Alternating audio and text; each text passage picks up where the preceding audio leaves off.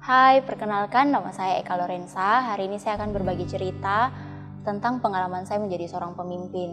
Buat saya secara pribadi, menjadi seorang pemimpin itu tidaklah mudah karena saya tipe orang yang phlegma introvert yang cenderung saya sulit untuk mengungkapkan isi hati saya, apa yang menjadi kerinduan saya buat anak-anak saya, dan saya sering disalahpahami oleh anak-anak rohani saya. Saya dianggap sebagai salah satu orang yang kurang berempati, sepertinya saya tidak peduli dengan kehidupan mereka. Dan itu yang menjadi struggle utama saya menjadi seorang pemimpin. Suatu hari, pemimpin saya mengajak saya untuk doa. Hari itu kami berdoa bersama-sama dan dia menaruh beban kepada saya untuk, hari ini Eka mau nggak untuk gembalakan asli orang Makassar? Hari itu jujur secara pribadi saya takut dan saya bingung saya harus ngapain Tuhan, bisa nggak ya?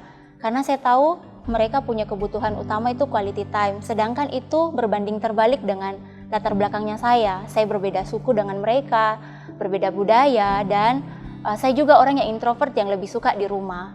Tapi satu kali saya berdoa dan saya bergumul ke Tuhan. Saya bilang, Tuhan bisa nggak ya? Saya minta visi, saya minta beban hari itu, dan hari itu saya melangkahkan kakinya saya dan saya mengambil beban tersebut. Saya bilang, oke, saya bisa.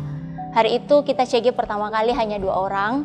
Hati saya sedih sekali karena Tuhan kok bisa ya? Kenapa ada CG yang cuma bertiga, berdua, kok nggak ada ya jiwa-jiwa yang lain yang datang? Dan hari itu saya mulai berdoa, bergumul ke Tuhan, Tuhan bagaimana caranya CG ini bisa bertumbuh? Tapi seiring berjalannya waktu, Tuhan tambah-tambahkan jiwa setiap minggunya, kami semakin mengalami pertumbuhan. Tapi saya struggle dengan dirinya saya sendiri. Kenapa?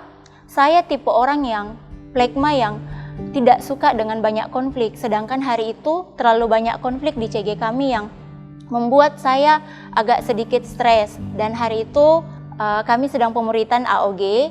Tiba-tiba ketika kita berdoa, saya cuma datang ke Tuhan dan saya bilang ke Tuhan, why? Kenapa saya Tuhan? Kenapa nggak orang lain? Kenapa harus saya? Saya ini nggak bisa, saya punya banyak kekurangan. Tapi kenapa harus saya yang gembalakan mereka? Tapi hari itu di hatinya saya teringat sebuah doanya saya yang selalu saya ngomong ke Tuhan, yang saya selalu bilang ke Tuhan, Tuhan, kalau hari ini Tuhan mau pakai Eka, jangan pakai saya setengah-setengah, tapi pakai dari setiap kekurangan saya. Dan tiba-tiba hari itu kekuatan yang baru buat saya dan saya tahu, oh Tuhan lagi proses saya dan Tuhan mau pakai setiap kekurangan saya.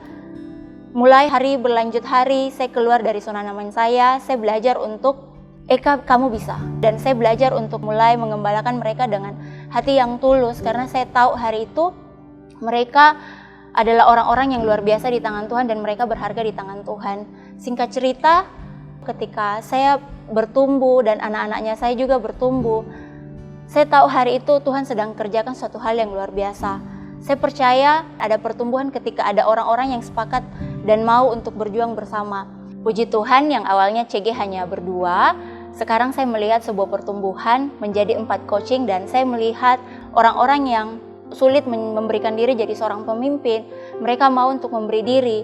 Dan hari itu saya juga lihat mereka tuh mengalami Tuhan, dan ketika hari ini kita mau memberi diri untuk menggembalakan orang lain, mereka pun juga akan memberi diri mereka untuk menggembalakan orang lain. Dan yang saya percaya, satu, ketika saya keluar dari rasa takutnya saya, rasa takut ditolak, ternyata mereka adalah orang-orang yang hari ini mengasihi saya, menerima saya apa adanya. Bahkan walaupun kita berbeda suku, keluarga mereka pun begitu mengasihi saya dan menerima saya apa adanya. Dan yang saya tahu, segala sesuatu yang kita lakukan dari hati pasti akan menyentuh hati. Dan saya percaya setiap pemimpin-pemimpin yang hari ini dipercayakan Tuhan luar biasa. Percayalah kalau hari ini Tuhan percayakan kita mengembalakan, pasti ada tujuan dan maksud Tuhan di sana. Dan tidak ada CG yang tidak bertumbuh, tapi pasti CG itu akan selalu bertumbuh karena kita mengerjakan visi Tuhan bersama-sama. Pesan saya yang terakhir, semangat. Mari kita sama-sama mengerjakan visi Tuhan untuk 2030 300 gereja lokal. God bless you.